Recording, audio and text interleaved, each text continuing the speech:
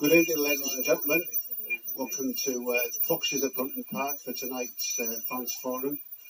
We've got a great panel lined up for you, left to right for the viewers watching it live on the YouTube stream, and of course for the audience here. Left to right, Nigel Davidson, John Nixon, Nigel Clibbins, one and only Simo, Paul Simpson, Billy Atkinson, Steve Pattinson, and Susanna Kidd.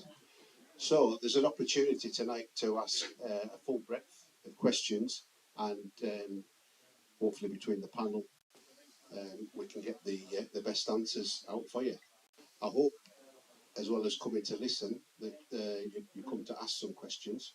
I do have some banked that have been submitted by fans who can't make it tonight, but I'll only use them as a last resort if we dry up.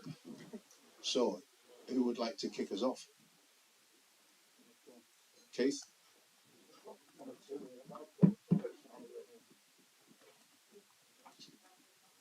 This one's for John. Previously, the current owners have said they would not want to be financially paid for their shareholding for the right new investment. Is that still the case?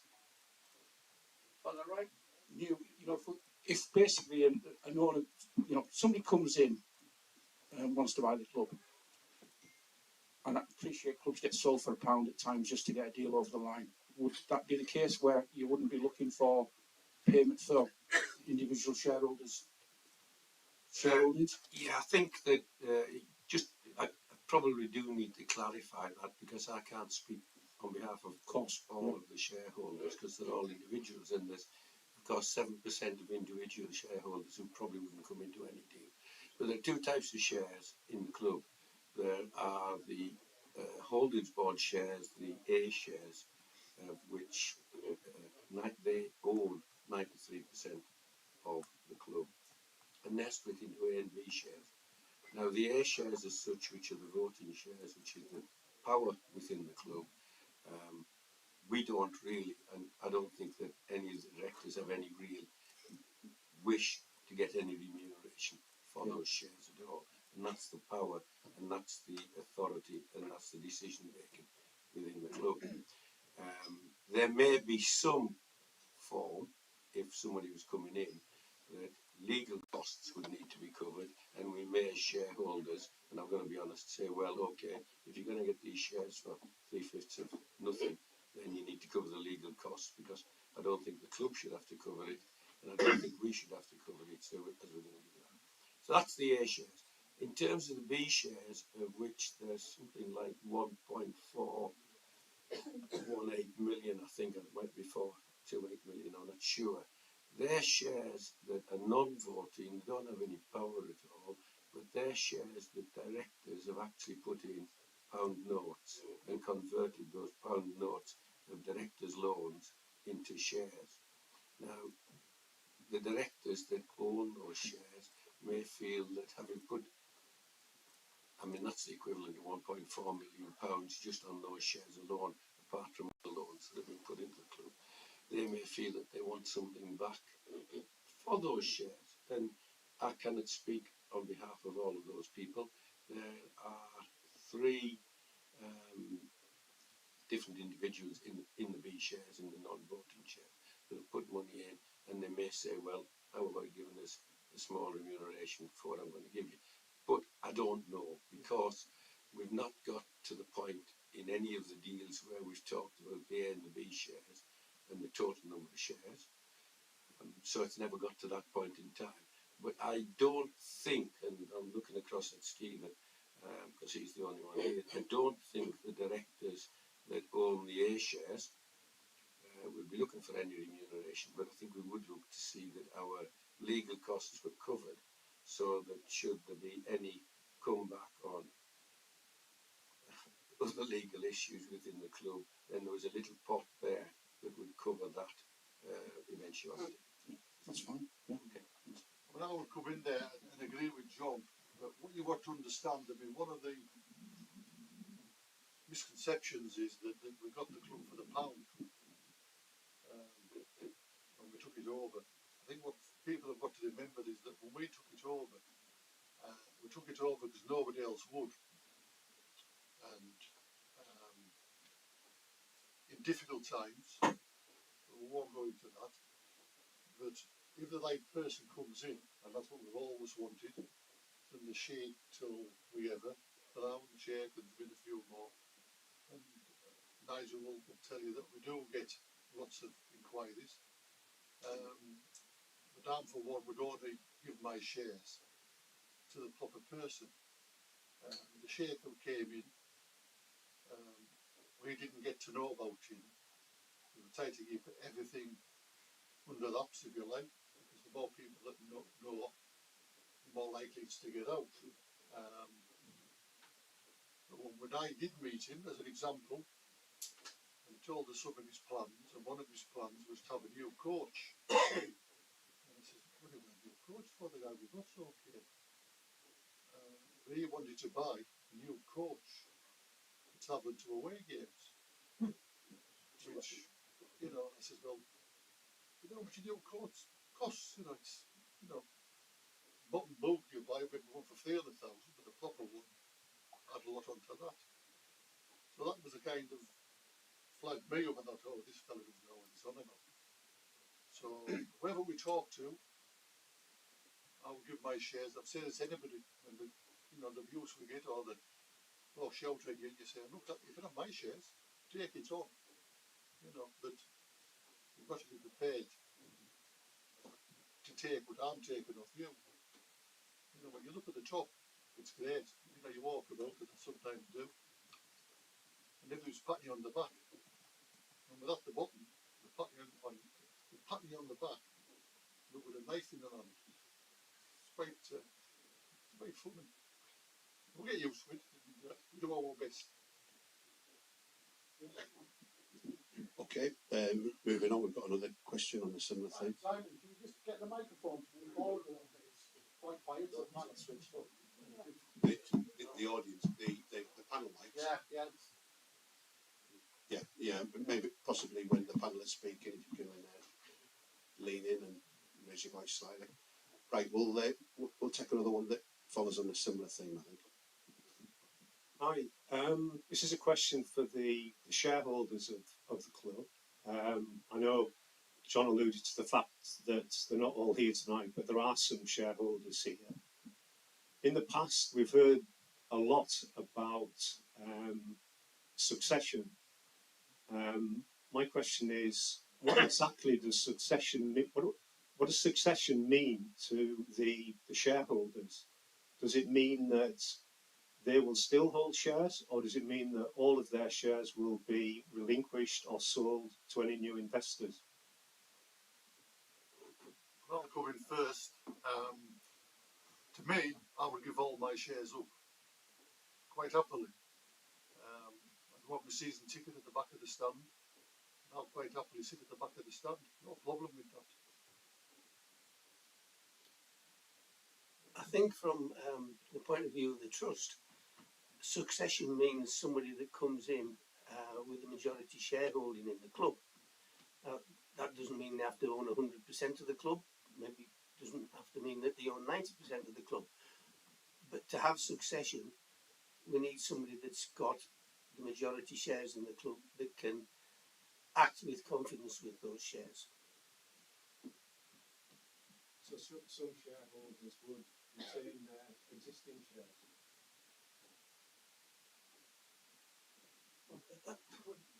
I don't think they could. No, I don't think they could. You wouldn't get succession if they continue to hold their existing shares. That doesn't mean they can't own some shares, but maybe they won't want to own some shares.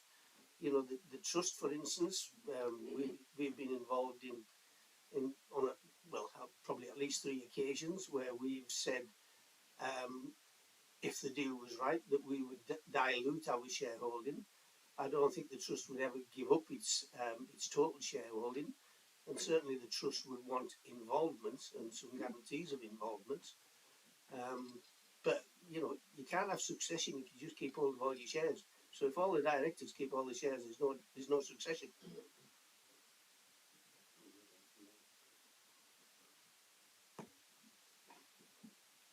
I bet that's my bit. It's a fairly open question, really. What does succession mean? Succession means that we have. So what does it mean to the shareholders? Right. What does it mean? Yeah, but and it's an open question. It's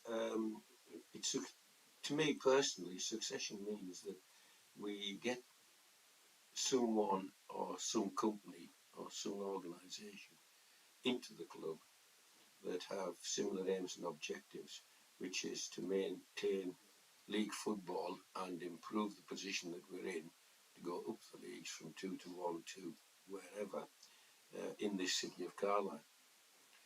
In terms of succession, they have got to have the minimum requirement now, before they'll even, we would be allowed to pass any shares to them, is that they would have to show a source and sufficiency of funds to be able to fund this club for 2 years at least without any input from anybody else. And as it currently stands with the current spending that we are, that would mean somewhere between 1.25 and 1.5 million pounds worth of commitment that they would need to put into the club just to keep us going for 2 years. But as a director, I would expect to see, in terms of succession, a longer term issue than that. Second part of the answer is, would we retain any of the shares? There's some of the directors here have got personal guarantees on the club. So that issue of personal guarantee needs to be sorted to a degree so that we know where we are and where we're going to. Because our ability to sort that, if we don't have shares, is just then becomes an absolute personal guarantee, and that is not what we agreed to and not what we signed up to. So we have to sort those personal guarantees. So it may be that the movement of shares over the period of time, and just I do stress this, it may be that the movement of shares over the period of time will be in 1 phase or 2 phases or 3 phases until those personal guarantees are taken care of, until we know what's happening with the, let's say, almost 2.5 million of debt that we have to Pure Pay, etc., where the personal guarantee is, and until we sorted up some of those things. So that's the second answer. So yes, the shares would go across virtually in total, but they would go across, and this is my personal opinion, they'd go across in tranches, ensuring that certain triggers had been covered within the club to ensure that we've got a long-term future. And the third part is we'd ensure that, again, I'm talking personally, that people coming in who we know not, you don't know people, they present a very good face towards you. I've met people from the Middle East that said they had money coming from the United Arab Emirates and they'd put some money, but when you dug down and it took 2 years, there actually probably wasn't as much money there as we thought there was in the first place. We've had other people doing the same thing. I've also, and I use a witness as in the EFL and on the EFL board, watched foreign investment coming into clubs like Birmingham and Watford and Wigan and other clubs, and they've come in, and in lots of clubs, they've come in, and after 2 years they get fed up of financing, they don't put any more money in, and the club gets starved of money and starts to go to the wall. And you can see the demise of Wigan, you can see what's happened, they get into administration, and that was it. you can see when when an owner decides that I've had enough after 2 or 3 years, and you saw what happened to Derby County when he then became dependent on loans from another third party to be able to keep the club going, and then said, enough's enough, I've got to take this club into administration. So my third point would be that in any of this tranche of shares that we start to transfer, I personally would expect to see them going in 1 or 2 phases, so that you had absolute proof that people that were coming in had the same ethos, had the same feelings about Carlisle, had the same thoughts about Carlisle United, and wanted them to succeed the same way that we do. So I've got sort of, in my own mind, I've got 3 sort of triggers that I think going forward. That doesn't mean to say I'm being awkward. I'm just being partially cautious and understanding the current situation. Okay? Thank you. Right, I think we're going to have a slight change of topic now. Next question. Yeah, mine's a football question, which might disappoint a few people. I wanted to know which team we played this year had impressed you the most and why. Is that for me? Thought I was going to be in for an easy night here. I think there's been a few that have impressed me, if I'm going to be honest with you. The obvious one is Mansfield here, when they absolutely spanked us. I was impressed with them. I was impressed with Stockport when we played them away. I wasn't impressed with us. I thought that was probably one of our poorest performances in that game, but I thought they were a very strong side, good individual players. And I'll be honest, at the start of the season, I expected Stockport to be up at the top of the league, so I'm not surprised that they are there.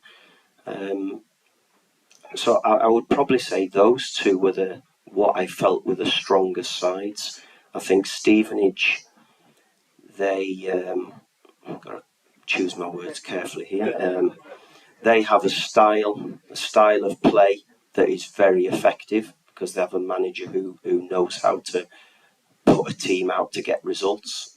So they're very effective. I thought Orient were there to be beaten in both the games that we played against them.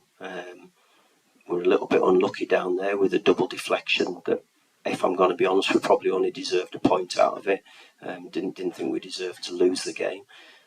Here, I thought we were just undone by probably, I was going to say 3 refereeing decisions, but 2 refereeing decisions. I thought Edmo deserved to get sent off, but I thought the two other decisions cost us on the game. So although they're the top teams up there, for me it was Mansfield and Stockport who were the 2 teams that impressed me.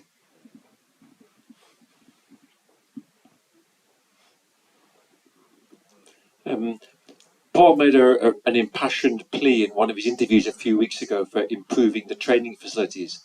And when I asked a question at the forum he did last season, that was one of his main answers. So can I ask the board to comment on how they've taken those pleas on board and how we're going to move it forward? Well, I think we would 100% agree with Paul's comments. I think when you look around at what other teams have compared to us, we're inferior, and whilst we make the best of it, and Paul doesn't complain about it, we all know that the longer it takes to get something better, the further behind we become, and the more difficult it is to match pace with other teams. That's a fact of life. It's uncomfortable for us. We don't like it, but that's what we have to deal with. It's many things at the club. It's a challenge. So we agree. What we've been doing about it, what we've been looking to find something better. For example, as recently as maybe within the last month, we went to have a look at a potential facility. The cost to have the space that we needed for rooms, changing rooms, all the things that are required of a facility, that was over £60,000 a year in rent, and the cost to get the grass up to speed and usable for a pro team, probably the quote that I got most recently was £250,000. So as we sit here now, sadly we haven't got the cash to be able to do that. So whilst it's a football question, it goes back to the first two questions about investment and succession. The facts of the matter is the football club absorbs cash like all football clubs in the EFL. It uses cash up every year, and that cash needs to be provided by selling players, cup runs, or owners. And that cash, on top of paying for what we need from day to day, has to be provided for investment, capex, whether it's in training facilities, in stadium facilities, you name it. And we simply haven't got the scale of cash needed to make an inroad into that. So we have to try and get creative. We have to build relationships with other places such as Gretna to try and make do and get the best we can in the short term. But it's nowhere near ideal, and it's not sustainable in the long run. So we go around in a circle. When John talks about someone coming in who has the same vision and ethos and can take the club forward and fund the EFL's source and sufficiency tests, past the source and sufficiency tests, from a club point of view, from my point of view inside the club, we also need someone who's capable of providing the capital investment to take the club forward, not just to fund losses. We need money to make the club better in all kinds of areas, starting with training facilities. And until we get that, it's going to be a struggle. It's going to be a real struggle. And there's no other solution to it. If I can come in there, training facilities have always been important to the board. I mean, it's something I've been involved with for lots of years. And some insight into it is, you've got to understand that to provide a 3G pitch, you're looking at close on £1 million just for the 3G pitch, which is way beyond our budget in most second division and even first division clubs. So you've got to do it in partnerships. I can go back a lot of years where we started off where we looked at the sheet mount up on the top, looked down the bottom, up on the top. Couldn't get the council to agree. We went to Guildford Park, and again we spent a lot of money at Guildford Park. When Eddie Kinder was here, we did the changing rooms up, we did this, David worked on both pitches, because there's two pitches there. It was agreed that our pitch, in front of where it is now, the main grandstand, would be for Carlisle United. Fortunately, they deneged that agreement and that all teams played on it. There's a few more, but the main one which was so disappointing, and this is all to do with COVID, where we spent quite a lot of 2 years, myself, John Alpin and others, meetings with Sport England and a lot of bodies like that. And the dominoes were all set up, and we were going to Morton School. So we were ticking boxes, we had our own funding and other funding and all that. Common FA was involved. I think a month before, it was really hopeful COVID hit us, and then it just all collapsed. We're trying to resurrect that, talking to Common FA and other bodies, but like everything, there's no money. So we're back to square one. On the Guildford Park facility, I did try to buy it. It was for sale. It's owned by the Railway Club, or the Railway Union, is it? Or pension fund. They decided that what they were getting off Carlisle City and the club wasn't making any money. And I was talking to Brian Hall, the chairman of Carlisle City, who came to me and said it was for sale. and we just couldn't get a figure. And we tried, and then just recently, I don't know if anybody knows Guildford Park, somebody's bought it, and I don't know who it is. I believe it's the custodian's wife then's company, and at the back end, they knocked all the trees down, which I don't know if they got permission to do that, but you know, it's probably Carlisle Council's naivety on it. But I think the plan is to build houses on it. So that's another facility that's, you know. But again, I've been talking to a couple of councillors that I know that hopefully put a covenant on it, it's got to be used as a sporting facility. Because it would have been ideal. There's two pitches each in the stand at the side. Also, we could have had a 3G pitch over that. And I would have gone to John Nixon to try and get some funding off, not John personally, but the trust and them kind of things that John's deals with. So we haven't just been sitting, not looking for better training facilities. You know, we spent a lot of money on the pitch, the back of the Waterworks end. Fred was going to try and put the pitch on the land behind the Pioneer stand, and he actually started it, and environment again, so we can't do that. So things happen, and we just, bang our heads against walls sometimes. So if anybody's any ideas of a lump of land, and to get grants for the 3G pitch, you've got to have a 20-year lease to get the funding. That's one of the reasons why we went to Morton School, or we would go to other schools or other areas. Has the Newman School, the former Newman School site, been considered? That's the site that I went to look at with Paul.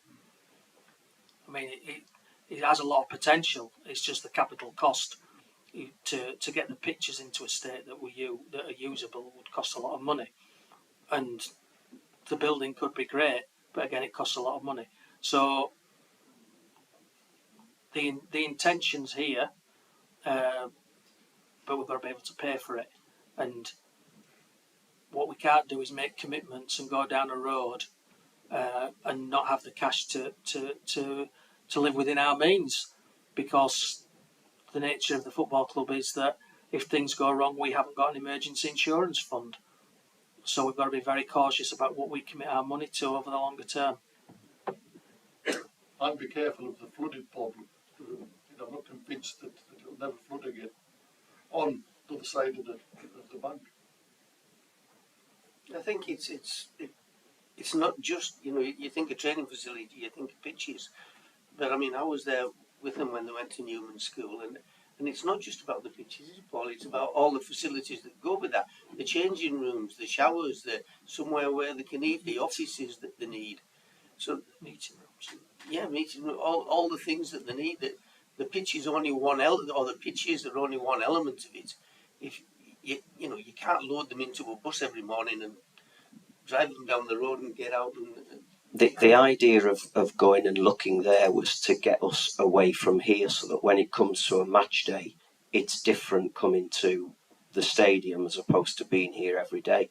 So the building itself would be workable because it's a really good size. It's sectioned off into different areas, and I could see there would need to be a change of the change rooms, because I think I'm right in saying there was 2 showers in the changing room for the full squad to use, which isn't ideal. There would be enough area to have a physio area, a big area where they could use the gym. And I didn't go in myself, but apparently the Sands used it when they were renovating the building, and it was really well kitted out as a gym, so that area would be fine. There was an area that could be used for team meetings and analysis and all that sort of stuff, so that the building could be a workable space. But the pitches are nowhere near I mean, they're nowhere near the standard of the pitch out there, which, I mean, if you go on at the moment, it's probably just like a bog. But the pitches have got to be at a good level. And as Nigel said, I mean, I didn't actually know that figure, but you're looking at hundreds of thousands to get it up to a good level of being able to train and play on it to the, you know, the number of days. So far, we've been really lucky this season because I think it was about the 25th of June we started back. And since then, we've probably had, I would say, probably 10 days where we've had to go to Gretna. One Saturday morning, we went to Harrowby. We've had a few days where we've used the Neil Sports Centre where we've had split groups and doing different things. So we've been lucky that we've been able to go on that grass for the majority of the season, but it's difficult to stay out there because it's like a swamp some days and not ideal. And Paul wouldn't say this, but even if you can get on it, it needs to be in a usable form that you can get value out of the session. It's no good just being able to get on it and it be, you can run around on it. If you can't do meaningful sessions on it, it's also almost counterproductive because you feel like you're not getting what you need to do. So, as I said, the first thing I said, it's probably, we can manage with the stadium for quite a long time, but the training facilities are the biggest burning platform that we face in progressing as a football club on the pitch, as I see it. And there's no easy solution. Not unless someone arrives with with a willingness and a desire and a checkbook to match, and then we've got some great ideas, and I'm sure we could press on really quickly, but we're not there yet. I've got a two-part question for Nigel. Do you intend to introduce a new strip for next season? And a plea, can we go back to a royal blue or a nice bright blue? Yeah. We will be introducing a new strip, and it is more of a traditional blue than the current most popular kit in the club's history for sales.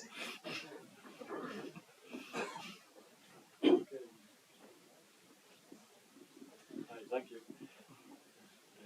I'm just asking, what sell-on clauses are there left for players that we've sold in the past or juniors that have gone on to other clubs? I'm thinking of the likes of Dean Henderson, who went to Manchester United, not too sure where he is now. That there's potential money from those sources may or may not come in. Yeah, I can't give percentages or anything like that, but Dean Henderson, we've got an interest in the profits on future transfers. James Trafford, who left went to Manchester City. Then we've also got an interest in Jared, obviously, most recently, and then there's a couple of other younger players who've gone under the Academy Triple P scheme, such as Joe White, who was at Newcastle and then on loan at Hartlepool.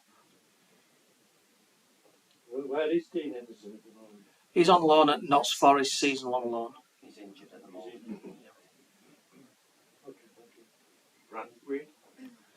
Yeah, Brantwaite. He's on a season-long loan at PSV Eindhoven, so he's been playing in their first team. But he's had a few injuries as well, but he's had a good season, and in football terms, playing in the position that he does at that high standard, Champions League standard, he's obviously doing very well in progressing his career there. And he still comes to our games occasionally as well, so we still see him down here. So that's great to see. This one's for Paul and possibly Nigel to back him up. It's maybe a bit of a taboo subject right now because it's topical, but I found this season that the standard of refereeing, particularly League Two, has become short of what's required, and that's putting it mildly.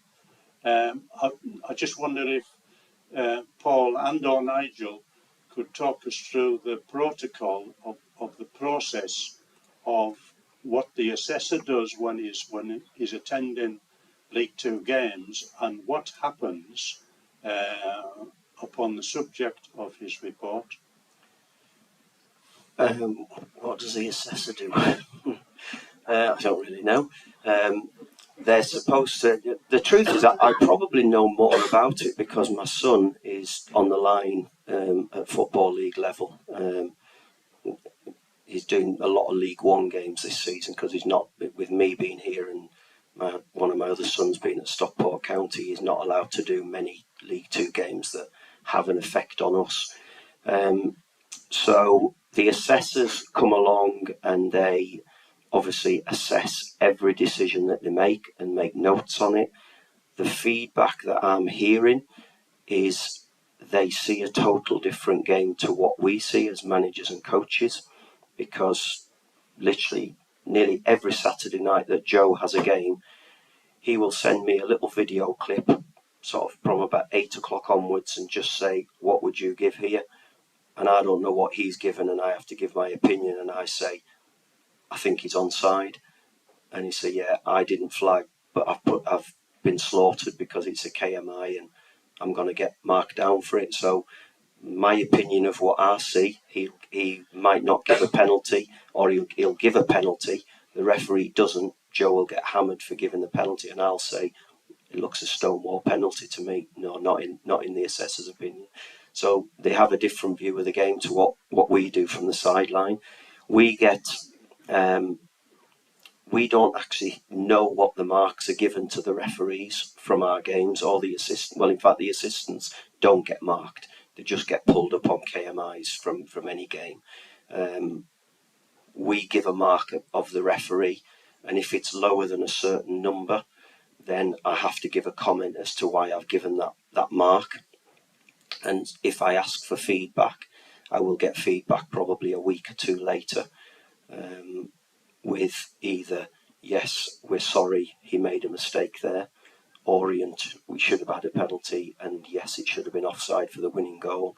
The equalising goal at Northampton, we should have allowed it, he wasn't offside.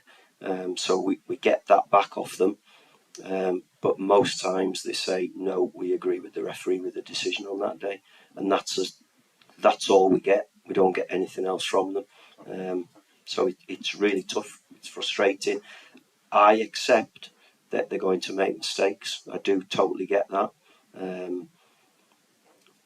I just wonder about some of the decisions that they do make, that I don't know how they come to the decisions. Monday at Walsall, I waited in the tunnel for the referee to come down at half time, and I just said, go on then, give us your opinion. What did you think? Why did you not give a penalty for that? And he said there was no contact. And I said, well, there was contact. I said, I could see it from here. I said, I haven't looked at the video again, but I know there was contact. And when I then saw Jakey, the analyst, came in with the laptop at half time, and I said, just show me the penalty. And he showed me it, and there was definitely contact. There's nothing you can do about it. Yeah, so when Paul mentioned KMIs, that's key match incidents. So they're what game changers. So goals that should or shouldn't be taking place, sending offs, things like that. So they're obviously the most important things to teams, because they change the fortunes of games. We see the assessors because the assessors go in the boardroom before and after the game. So we probably speak to them. We get the opportunity to speak to them and actually ask them. So go and explain in the same way. Explain what you've seen there. And as Paul says, sometimes you think, wow, that's not at all how I saw that. I think the refereeing concerns everybody inside the game. We just want the key decisions to be as close to being right all the time as they can be. And we accept there's some variance and mistakes are made, but we need to get more decisions right that matter. And I think if you go to every club, they'll say that's not the case this year. It seems to be that there's more problems. I do, from a personal point of view, going to EFL meetings, I think the growth of VAR at the top of the football pyramid has damaged refereeing in the short term down the bottom of the pyramid, because it's sucked out many referees to sit in front of computers making one or two decisions a game, and that's meant that there's a void. Great, yeah, it's great for development of new referees coming through, and in the longer term, they might benefit from being introduced earlier and getting more opportunities to develop. That might be good for everybody. But in the short term, there's a lot of learning on the job, and I think we've seen lots of referees who are getting promoted very quickly because there's gaps, and it's difficult when you're on the end of wrong decisions, and it affects all clubs. And as you get close to the end of the season, they get more and more important, even though it's the same thing, it's just the timing. So we need to see it improve, and I think everybody wants it to.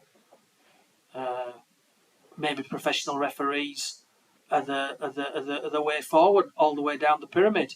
But somebody's got to pay for it, and there's not enough money in the game to pay for that, is there? I think my biggest frustration is we talk about this respect campaign, and that's the big thing that just does my head in. I mean, if I go as an example, last Monday at Walsall, their bench were effing and blinding at the fourth official and absolutely slaughtering him. And there was it was a throw-in. I try not to get screwed up about a throw-in, but there was a throw-in that was so blatantly obvious, our throw-in, and the linesman flagged the other way. And I said to the fourth official, "Can you not help him here?" And he went, "I don't know what you're talking about." I said, "I'm asking, can you help him?" And I put my arms out. I said, "Can you help him? Because he's obviously struggling here for a really simple decision. Can you help him?" And he turned around to me and he said, "Right, that's the last time you speak to me now. You need to calm down, otherwise you're going to be in trouble." And I said, "What? So what did I do there that was so aggressive that you've had to say that, but you've accepted that from their dugout for the whole, like the first 30 odd minutes?" And he just said, "You need to shut up now, because otherwise you're going to get in trouble." And I'd listened to them swearing and calling him all the names under the sun. And I think, you talk about respect, I respected him. I didn't swear at him. I didn't wag my finger at him. I didn't run up to him. I just held my arms out and said, "Are you going to help him here? Because he's struggling." We had it another home game up here where you probably won't need to work it out for too long who the two people who I'm talking about. Coming down the tunnel, we've come down the tunnel, and the officials walk past us. We have a little, it's the academy medical room next to the first team medical room. We go in there at half time for a couple of minutes where we let the players go in the change room on their own, let off any steam, go to the loo, get a drink, whatever they need to do, get assessed whether they've got any injuries, any knocks. And I leave them for a couple of minutes. I get my head together with 2 or 3 points that I want to make to them with the other staff. And I could hear these two members of the opposition absolutely slaughtering the officials, swearing at them, screaming at them. And I heard the fourth official say, "You need to remember where you are here. You need to remember who you're speaking to." And they just carried on, and nothing happened.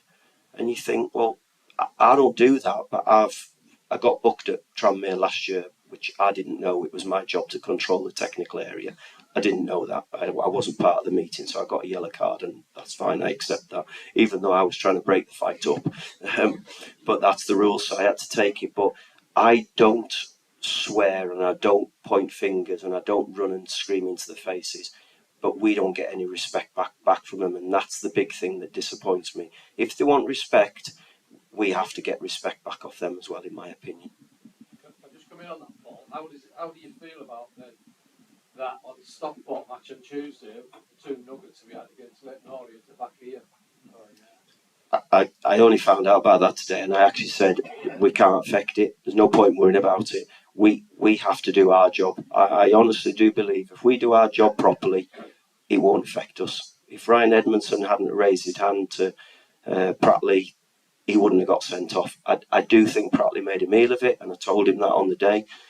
but he shouldn't have raised his hand. So the sending off, we can't have any grumbles about. The other two decisions were poor decisions. It was the fourth official who overruled the on-field officials to give the offside goal. It was him who said no. It was a clear pass from our player. Frightening. Again, I don't know what to see. I just go. So I'm not worried who the officials are on Tuesday, because I do think if we do our job right, it doesn't matter who's officiating.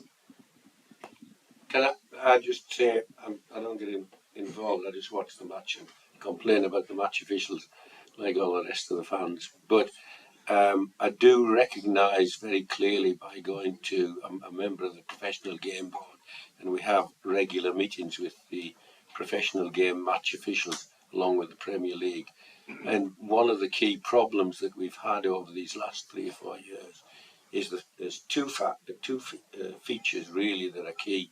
First of all, at grassroots level, all the referees are moved up from grassroots to step 5, to step 4, to step 3, to whatever you like, right the way through the system. And I think the last home game we had, that referee was in his first season, having stepped up from National League. And actually, I didn't think he made a bad job of it. So they've got to move him up. The biggest problem is at grassroots level, in year 1, 50% of the referees pack in because of abuse. They cannot stop the abuse that's taking place at grassroots level in football. And that's not just at clubs, that's out on the park on Saturdays and Sundays, where people don't pay to come in, but stand around the edge of the pitch and absolutely abuse the referees. And 50% of those referees pack in after they've been fully trained in their first year. So we've got a problem getting them in at the bottom. And Nigel said the other thing, which is there are 20 Premier League teams, that's 10 games at a weekend, or over the weekend, whatever, and you've got to have 10 match officials in Stockley Park watching those games on VAR and cover in case somebody happens to take ill, or will you come and have a look at this with me, because I'm not 100% sure. So it's not just the 10, but they've got to have those there. So that's just taken out the game, which means that the Championship referees have had to move up, the League One and the League Twos have had to move up, and it's just been too much, and we can't keep the conveyor belt going. So Paul's point is very right. I'm like the rest of you, I wonder where the decisions come from. But from a professional game point of view, it's extremely difficult, and a lot of it starts off with abuse, and then I've got to sit in meetings sometimes, as I did last Monday, week past Monday in Wembley, and listen to the actions that they're going to take at professional clubs about abuse, about things that literally happen in the Premier League because of the millions of people that watch it, and then they take their lead from that.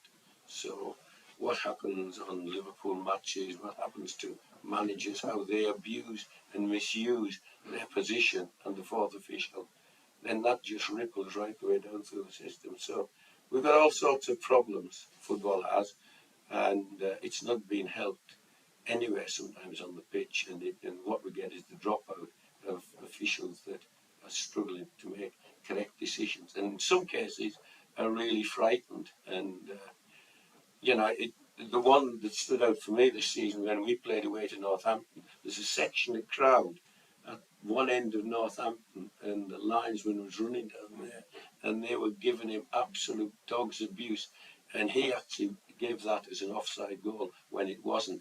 And I would still say, from where I was sitting as a fan and a director, he was scared stiff. He was absolutely petrified, that lad. Stuck his flag up, and I don't think he honestly had a bloody clue what he was doing. But this lot behind him went on, and it's a regular position down at Northampton. That's what that end. They're all there, and they work that linesman on every occasion. So we've got major problems, but it's not helped at all sections of the game, and a lot of it comes down to abuse, and that's difficult to control. Thank you all. Can I come in there? I'm heavily involved with grassroots football, and we just can't get there for these because of the abuse. Again, as John said, we do put referees through courses, but at the end of the season, they've had enough of the abuse. Together, John, because he's on this board, we try everything. All pens signed a declaration that they've got to behave themselves, and each club's responsible for their own spectators. Just lately, we've been running what they call quiet weekends, where nobody on the touchlines is allowed to shout or give encouragement or do anything. And then the referees at them games, and to be fair, we've had a lot of good lady referees, from 14 up till 21, which is absolutely tremendous. John Coleman's sitting at the back of the room, and I would appeal to John to publicise that we've got 2 referees courses next month that fill them fast, and if anybody's interested out there, from 14 till Colin Seal referees again now and again at when we have the finals of Luton Park, so you could say 84. If they could go on these courses, the pay is so good. Say till the 14, 15 year old, nearly adult, you get £40 for refereeing a game. We have referees that can make anything up to £200 on a weekend. I don't know how much they pay now to do a paper round or note rounds, but there's nowhere near that money. Can I just say, as a parent, it's brilliant when your son's a ref because you don't have to give them pocket money as well. You've got enough coming in, so encourage your kids to go out and do it. Because we look at referees that's come, we have good referees. Anthony Backhouse came through the Youth League, and Paul Simpson. He started. Yeah. He did start in the Youth League, and then went to So, uni. you can make a career. I mean, these Premiership referees, could be on anything from £60,000 to £100,000 a year. So why will more ex-professionals not become referees? They all seem to be experts in what this position should have been. We've tried with, we go to the Carlisle City or Penrith or wherever and say to the, then that's coming to the end of the fitness or whatever to play a professional for football at their level, instead of giving it up, come and referee. But they don't want the abuse. It's as simple as that. And we can sit here, and I've talked about abuse since I was a referee for a lot of years. I was supposed to be good because they're small back, which you're not supposed to, but never mind. It isn't easy. But you've got to be commanding, you've got to do what's necessary, but you've got to use common sense. And unfortunately, that's lacking in a lot of referees at all levels, in my opinion. So if anybody knows anybody that wants to be a referee, get them this course, and let's keep it going, because next season, we're building the leagues, girls' football's booming. Next season we could have, I wouldn't say we would double the number of the girls' teams that we've had this season, but we won't have any referees. And you can't have a game without a referee. And it's too much to ask a parent to referee, because again, I don't want to go on too much, but a normal referee knows what abuses he or she's going to get, and some of them can take it. When you get a parent to take it, to take on the job, the referee doesn't turn up, or they haven't been able to appoint one, and a parent does it, and after 10 minutes they want to walk off because of the abuse that they get. What's happening here? I'm doing you a favour, but so we definitely need more referees. So John has got to work harder. John Coleman's got to work harder. Publicising it. Great. If James Phillips listening, James Phillips has got to work hard by publicising it, because if we don't have referees, we don't have grassroots football, which keeps all your kids off the streets and keeps them fit and keeps them off the Game Boys or whatever the new machines that they have nowadays. Thanks. move on. Another question. This is for Paul. I've noticed Gordon has not been in the squad for the last 3 games. Has he gone back to Crystal Palace? No, he's here. He's still here. He came off training before the Orient game on our Friday session. He came off. He did the full session, and when I got back into the office, the physio come in and said, "JK's just feeling his thigh. He doesn't know what he's done, but he's got a little bit of soreness." So he travelled with us anyway. I said, let's give him 24 hours and see if it settles down. When I spoke to him on the Saturday morning, he just said, look, it's made an improvement, but I can still feel it, and I'm just a bit concerned I make it worse. So I think I'm right in saying that was the first game he missed, the Orient away game. And then I've just chose other options on the bench since that point. When I choose the bench, I try to have a blend of players that cover as many positions as I possibly can, different options. And JK unfortunately missed out, and there's a possibility he'll be in the squad. He was in the squad for the 2 games over the Easter weekend. He will be in the squad for this weekend, and there's a chance. I haven't confirmed in my head yet what the bench is going to be, but he may be involved on Saturday's game. So no, he's definitely still here. And I have to say, the last 3 training sessions, so going back before the Tranmere game, he's trained really well and looked more like the player he was when he first came into the club.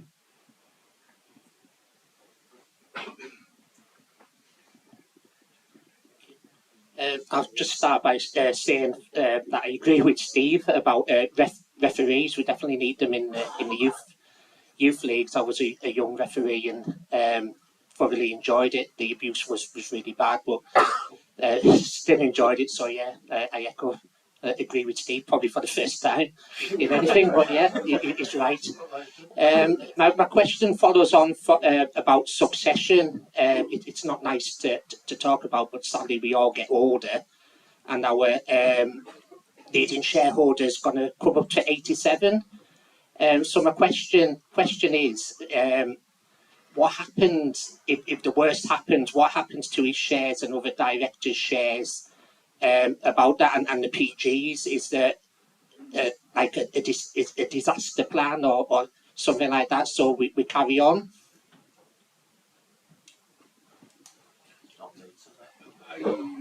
I'm not sure I can answer about other people. I mean, the personal guarantees stay, they'll be passed on. They will be passed on. And it's as will, and I don't know, you're talking about our major shareholder, I don't know what Andrew is necessarily going to do with his shares. It's not my position to say how have you willed your shares. They may just simply be left to the family, they may be passed on to somebody else, they may be put into a trust, maybe whatever, but it isn't something that we've actively discussed. And that's why it's quite important at this point in time that we do try to find companies or people or organisations that are willing to give us lines of credit and funding going forward, because I think we all know, but then if we're going to talk openly, Andrew, then you look at myself and other people, that there is, we're none of us going to go on forever, and you've got to start to put things in order, and that's kind of what we're doing at this point in time. It isn't particularly easy because we have got these PGs not hanging over us. We put them in there because it was the right thing to do for the club. We needed that line of credit and we need those lines of funds. And we've been asking to try and get that sorted out going forward, because none of us want to leave, and that includes Steve in that, none of us want to leave those sorts of things behind us in a sort of state of flux which is unknown, because it leaves the club unknown. So that's why we're actively working at this point in time, and have been, by the way, for the last 2 or 3 years on this subject. So I I can just assure you that it is big. What individuals are going to do, I cannot answer for, but I'd certainly like to think that before my demise, that I've got myself sorted out. I definitely wouldn't like to leave to my family the troubles and burdens of trying to run a football club, because although I enjoyed immensely, having been a supporter for well over 65 years, probably not all of them are going to feel exactly the same way, and I'd like to feel that my shareholding, and I'm talking me personally, was in the hands of people who had the interests of the club, the interests of the city, and the interests of the community at heart. Because, and that's where I come from, and that might be a selfish view, but that comes from a point of view of being born literally in the area, and I'll probably go out in this area, and I'd like to, and I care a lot about the area, and I want anybody coming in to kind of care the same way. So I'm trying to put my bit in order, and we are trying to get this sorted, and we do know we can't go on forever. So it's becoming, you just raise an issue that's the kind of thing that I don't wake up in the morning thinking about, otherwise I'd worry myself to death. But yeah, it's the kind of thing you know you've got to get sorted out. But you know, that's kind of where we are. I hope that answers your question to a degree. I think that's from kind of the shareholder point of view and guarantor point of view. I think from a club point of view, as far as the EFL is concerned, no matter how shares get moved around, whether they're transferred by a bequest or transferred for £1 or sold, if there's a change of control and ownership, all the EFL rules kick in. So that is something that the club would have to do. So that would then mean you're into source and sufficiency of funding for the new people who control the club. So the issues you talk about, Richard, are really, really important. Whilst they don't financially impact the club in the short term because we're self-funding. So other clubs have had a change of ownership. Say Nottingham Forest, for instance, with the tragic death of their owner, where they literally had no funding coming in. We're self-funding, so that kind of issue doesn't really apply. But we would still run into issues with the EFL over control and source and sufficiency of funding. And once the EFL are involved in your club, looking at you with a magnifying glass, as the likes of Birmingham and Reading and Wigan have found out, it can become very, very difficult. And the climate from the EFL is that it's safety first.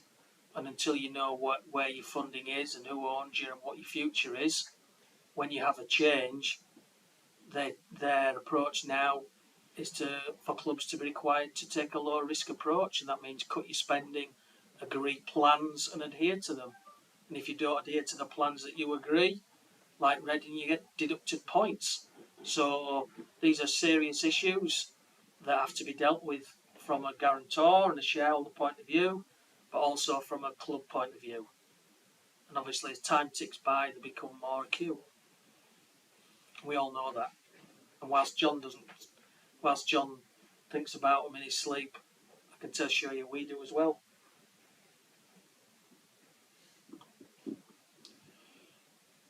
John mentioned he was at Wembley last Monday for a meeting. I'm assuming that was off the back of the EFL Trophy final on the Sunday. So I've got a little question about my ex-favourite tournament. Nigel's probably prepared for this with his smile. I believe it was in the 18-19 season. A 3-year extension was agreed for the B teams, which would finish at the end of 21-22. I've never noticed anything publicly. Are these teams here to stay in this competition, or is there further discussion at any point due? Is that for me? You and Nigel, but Nigel, I mean, Paul may have a football insight to it. But let's. I'll clarify. Last week, my weekend not this weekend gone, last weekend was Saturday, Leyton Orient to watch Carlisle United. That's because I'm a Carlisle United fan first. Yeah, sorry, I'm mixing my weekends up there. No, you're all right. Sunday was to watch Bolton and Plymouth because that was the EFL Trophy, which was the last Papa John's Trophy because they're finished this season, and it's a League One, League Two competition. So as a League Two rep, I had to be there then. And my meeting at Wembley on the Monday morning, it just so coincided very well. This season I'm on the Football Regulatory Authority, so we do the approval of rules that go forward to the professional game. So it was totally separate meetings. So they're all like three separate things. So that's the first answer. The second answer is the trophy is part funded through the professional game, and I please, if John's at the back, don't quote these figures because I'm trying to remember, but there's something like £750,000 comes out of the Premier League agreement and the EFL agreement into the prize money so that it can come down to the League One, League Two clubs. And part of that, and that whole trophy, is about trying to get young players games. Because technically, even in League Two, and I'm going to ask Paul to come in shortly, even in League Two and in League One, young players, if they are really outstanding, will play. But young players, if they are good and probably just on par with a seasoned professional, will struggle to break into the teams. So part of the trophy is about trying to develop youngsters at League One and League Two. And part of the deal of getting all of that prize money is the Premier League put in their young players under 21 level, and they put their players in to try and get them development games. Now, they do play development games at under 21 and under 23 in the Premier League, but they're playing each other, and it kind of isn't a strong competition. But when one of those under 21 teams like Manchester United comes and plays a League Two club, and you're playing against seasoned professionals who are age ranging from 18 to 35, and you know you've been in a tackle and you know you've been taken on by a man, the Premier League say that is some of the best development that their under 21s can get. So part of the game is that all young players get a chance to move forward. So that's part of the trophy. The funding has been agreed going forward, so it's going forward. I know that there are certain people inside the game who would like to see more involvement, and I think we are currently capped at 16 places from Premier League or Category 1 EPP clubs, but they're all Premier League, and they tend to be, those ones that want to get through. So that it's capped at that. It's going forward. Next year we'll have a new sponsor. I don't see the competition, this is me personally, significantly changing now until there's a football regulator, there's a redistribution, and there's a rethink. So I can't see it changing for the next, and that's again my personal opinion, for the next 2 or 3 years. The amount of prize money is extremely important to League One and League Two, because every game we win, we get something like £10,000.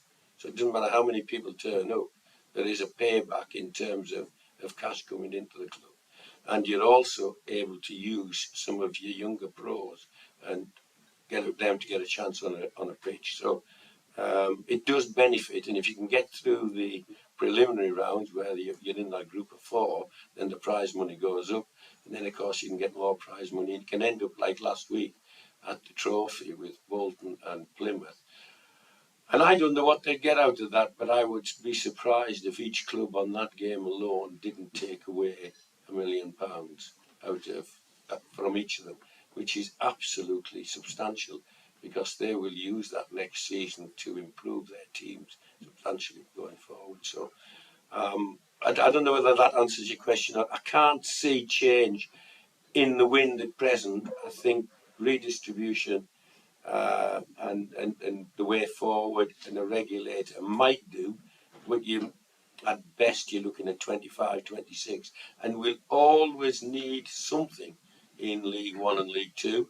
And not that I'm saying that we're going to stay there. I'd hope that we were out of it and in a higher league, but we'll always need something to put competition in there to give us a chance to earn prize money and cash, bring in our young players and show our talent. I'll leave it at that, and I'll let Paul and these guys have a go. I think on the finance side as well, am I right in saying that the Cat 1 academy teams don't get the prize money? If United beat us, they don't get the prize money. It's only the League 1 and League 2. From a footballing perspective, I actually think it's a really good competition. I really do. I thought, in terms of playing against Man United's young players, that is a real good test for our players to actually see and be on the pitch, to see the level of technical ability that those lads have got, the pace that they go at, the work ethic they've got. That game, the Man United game here, was the highest total distance that our players had to run in a game this season, in terms of total distance, high speed running, very high speed running, so the sprinting. That was the highest numbers that we've achieved in any game this season. The second highest was Fleetwood here. So that's what those games do. You're testing yourself against another level of players. And I think it's a really good experience from a footballing point of view to have to do that. I would have liked to have stayed in it because of the financial point of view. But I try not to get involved in that. I try to think football first. And if the finance comes, then brilliant. Whereas other people might think finance comes first, and if the football's good, then that's good as well. But I think it's a really good competition for that alone, really, just for the football side.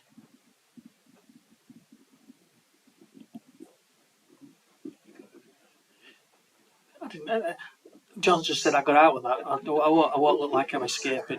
If you want my take on it, personal opinion, I think it's in its current format.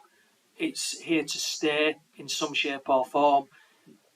The changes that will come, I personally believe, will introduce more games and more teams who are not EFL clubs into it, because that's the direction that the Premier League want it to go. And history suggests that where the Premier League leads, the EFL follows. So I'm just being realistic there. And in the past, money talks, and EFL clubs have agreed to changes to the competition in order to get more money, because EFL clubs need the money to survive.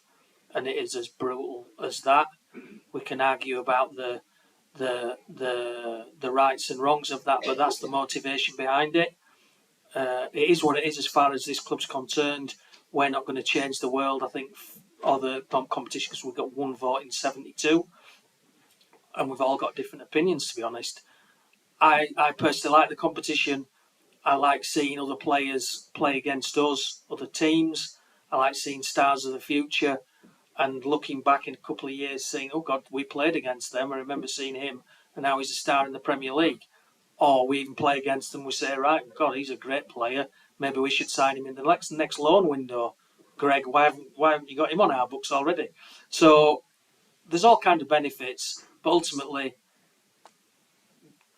the games are enhanced by more fans coming to watch them. And I think we need to find a way of getting fans to want to come and watch those competitions, because it's better when fans are here. And even when we had Manchester United, we had a good turnout and they all enjoyed it, and we've seen some cracking games. So it's not an easy one. It's not an easy one, but I don't see it changing.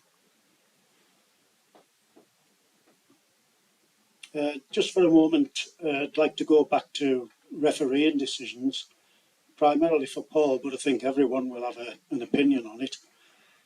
We've been on the receiving end of a few, we say, horrendous decisions recently.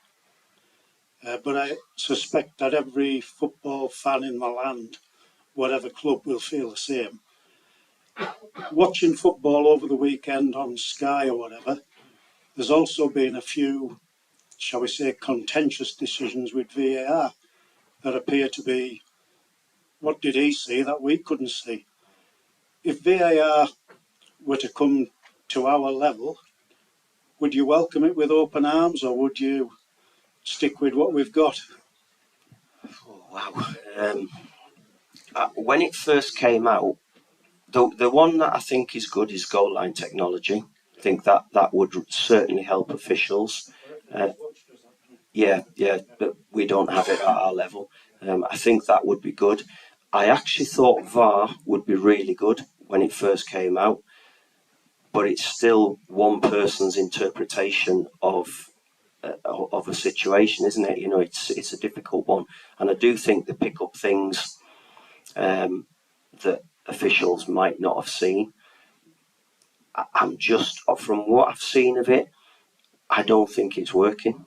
I really don't think it's working. I think it's taken the celebration part of it out of the game, where you've got players, supporters letting their emotions out because a goal's been scored, and obviously on the flip side, the other supporters letting their disappointment out because a goal's been scored, and then a decision gets overturned, and I actually think it's ruining the game at the moment. Whereas when it first come out, I thought it was going to be brilliant. And when I was in South Korea with the under-20s, we had probably the first, I think it was one of the first VAR decisions that was ever given to send an Argentinian striker off for headbutting one of our players on the floor that the officials didn't see. So at that point, when he got sent off and we went on to win 3-0, I thought VAR was brilliant. But now I'm not so sure. I just don't think it's helping.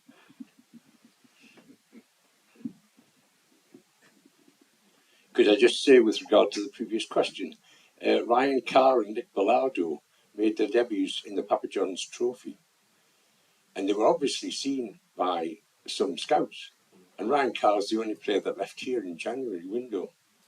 And I think it's down to the Papa John's Trophy that we can advertise what we have to the general world. Yeah, totally agree. I mean, the thing with Ryan Carr, these clubs have got scouts at all of our games. You know, I went up to Crichton the other day and I was stood 2 blokes down from a guy with a Man United coat on. So he was either, when he was making notes, he was either just a Man United fan who chose to buy a coat, or whether he was a scout there, because you can't stop them. So they're always watching. You know, we get inquiries about lots of our young players because scouts are out at the games and we can't stop it. But the fact that he'd played in the first team actually gave us a little bit more, not a lot, a little bit more bargaining power when it came to it. Because the truth is, because of the EPPP, because of our category status as an academy, we have just above zero control over these players. Zero control. That's the top and bottom of it. If a club comes in and says, we like that kid who's 10, 15, 18 in Ryan's situation, we have no chance of keeping hold of them if that player wants to go. So we have to just get as much as we possibly can. But even then, they've got us, because there's brackets in place for a Cat 1 academy to take a Cat 3 academy player. If they've been with you since 8-year-old, you get X amount per year. Ryan Carr came into us at 16. He'd been in the building for 2 years.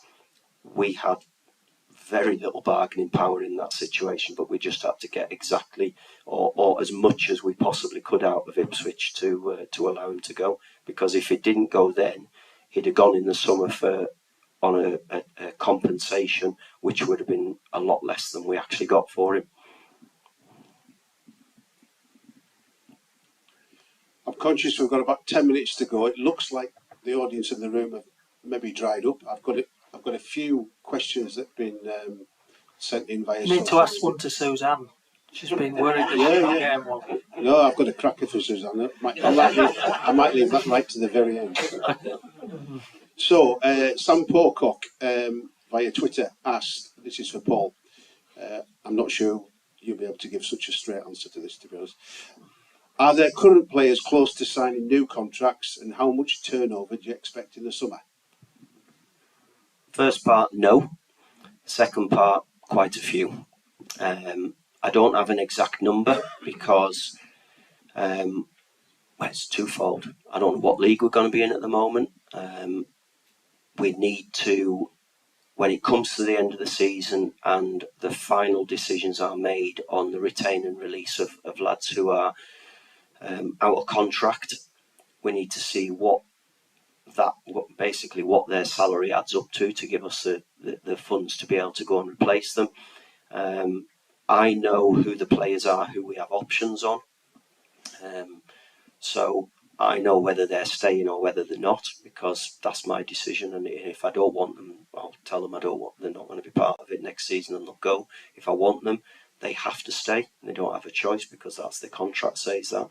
So I have a visual on my laptop of what I want the squad to look like and where the gaps are that I want to fill, and that's what Greg is doing a lot of background work on it at the moment. We've already got players in our mind who we want to bring into the club.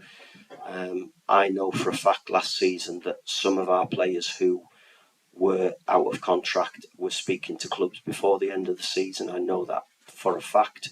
I'm not prepared to do that. I don't think that's right to do it. So we'll wait and we'll have the irons in the fire ready to go when we find out for definite whether they've been retained or released by the clubs, and then we'll take it from there. So there will be a turnover of players, and that's something that I thought would happen last summer because I knew who was out of contract and I had it in my mind of who I wanted to keep even at that point. And I can't say I've changed my mind on any, if I'm going to be really honest with you. I think my mind's set as to who I want here and who will move on. But again, it will come to the end of the season when we know exactly what league we're going to be in, what funds we've got available and what we can do from there. Thank you. Just changing tact slightly, another one from social media from Chris, maybe one for Suzanne or Nigel. Are there any planned upgrades to the ticketing system?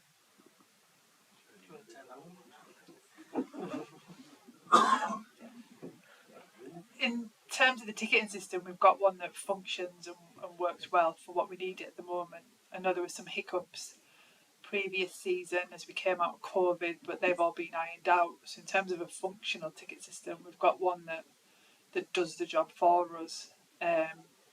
We're always looking at improving, we're always looking at getting better, doing things better. So it's something we're always looking at, but at the moment we've got one that does the job for us.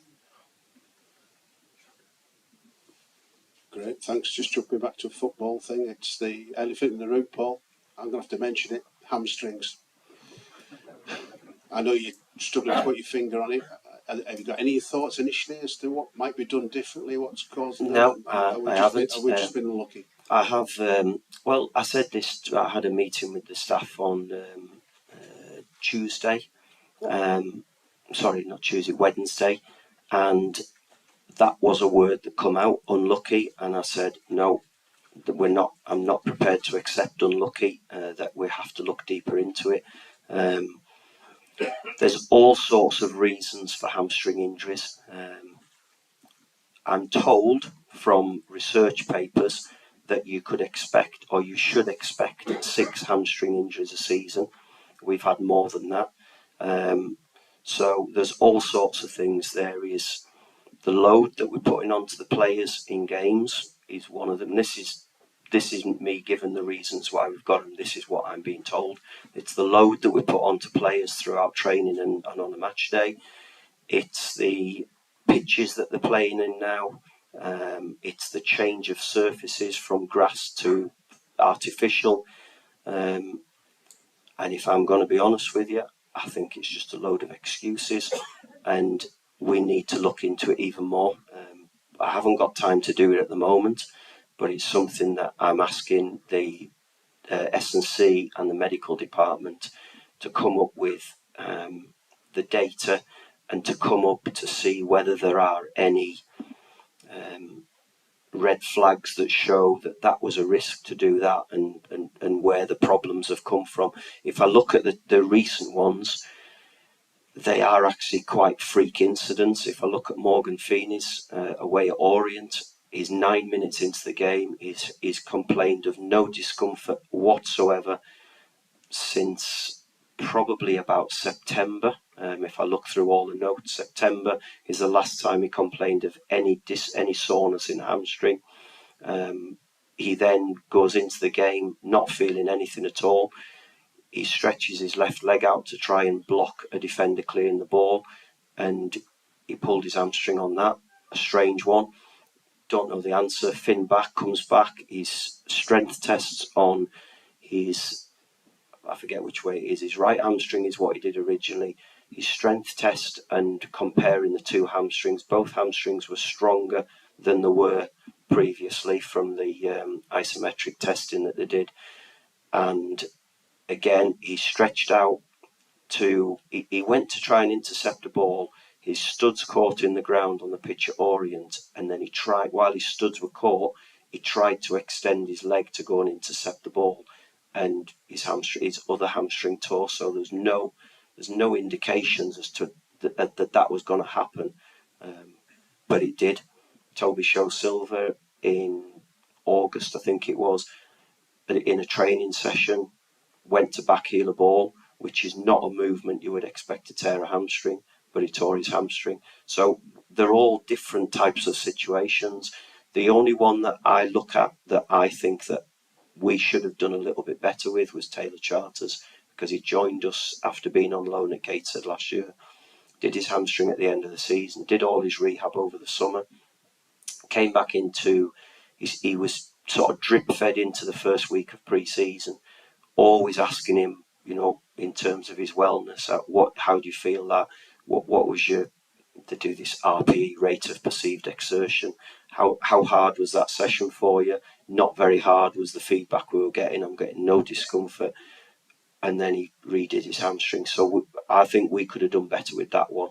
But at this moment, as I sit here, I don't see any of the other ones that we should have done differently or we could have done differently. But it's not something I'm prepared to just let lie. We've got to look into it and we've got to try and do something different. My knowledge of medical matters is nil. But a few years ago, Carlisle United were sponsored by Virgin West Coast. And for the London matches, they travel by rail. And the players can get up and move about, whereas they can't on a coach. The Carlisle United coach goes to Euston, picks up the players, takes them to the overnight stay, and then to the ground, and then brings all the way back to Carlisle afterwards.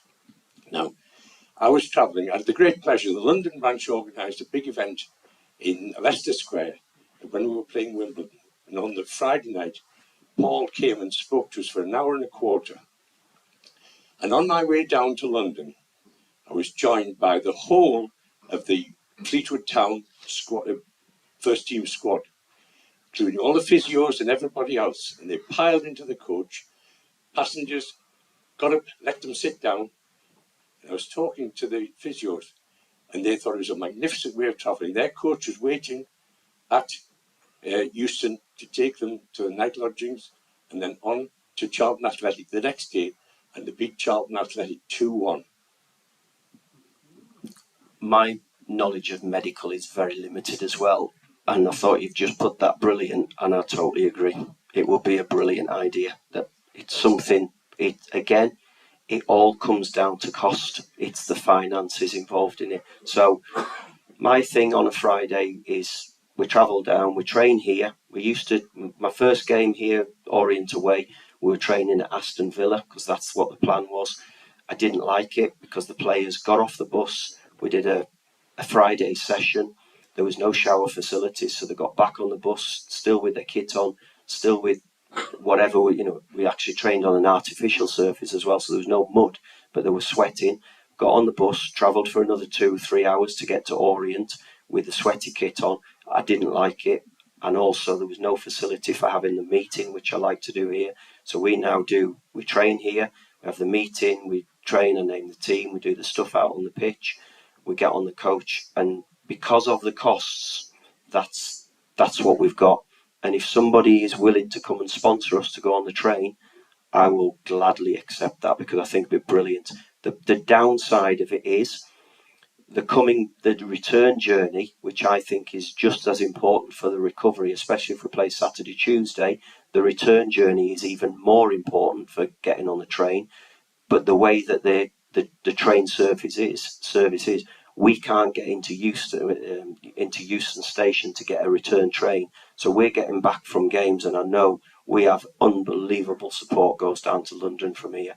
We're getting back at 1 o'clock in the morning, 1:30, and it's, I don't know how it affects everybody else, but for me, on the Sunday I'm okay. On the Monday, I'm like a bear with a sore head. It's just not good. So and then I'm thinking as a player, if I've then got that Monday session, that's my final session before I've then got to play on a Tuesday. It's not right. But we can't. I don't want to use Carlisle being this far north as an excuse. We can't change that.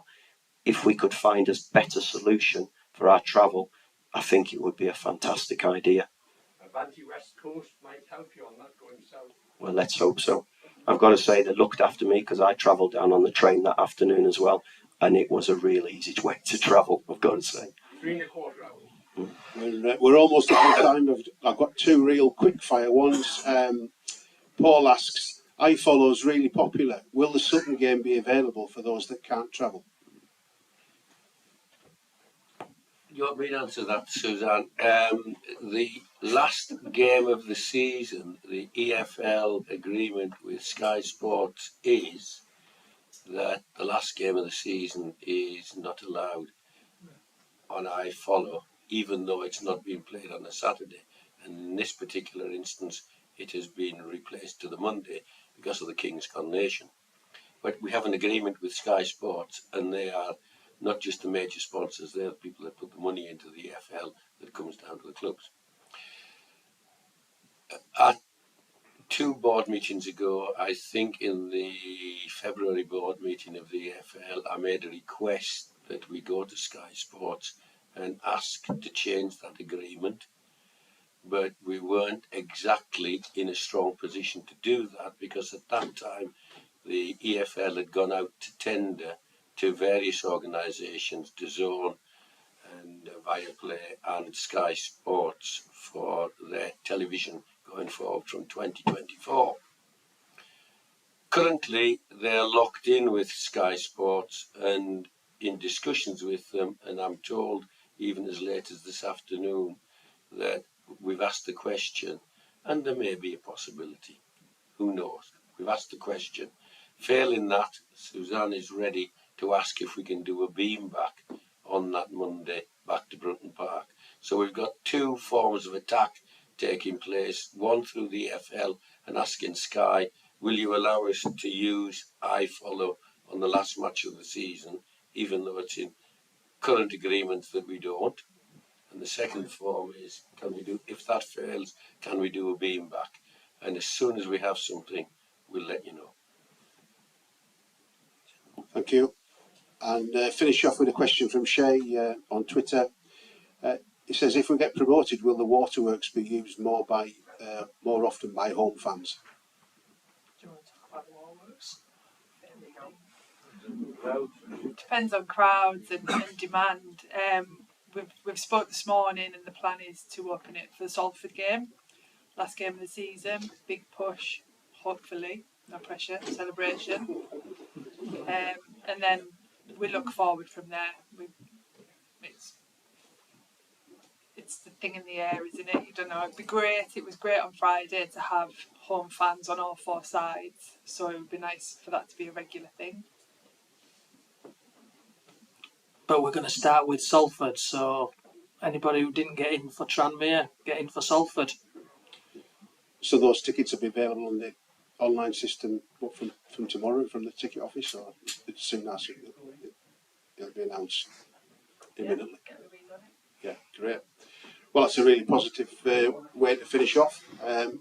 Hope you've all enjoyed the evening. I think we've had a good breadth of questions there, from strategic ownership, succession to hamstrings and iFollow and everything else that goes with it. We've all got to keep the faith. This is a massive, massive week for the club. We need to be that 12th man to help some of the lads get it over the line. So keep the faith. See you on Saturday and Tuesday and the next game. keep coming, keep supporting, and thanks very much for coming tonight. Thanks for all the panel for giving up your time. I know it's a really, really busy time. Thank you.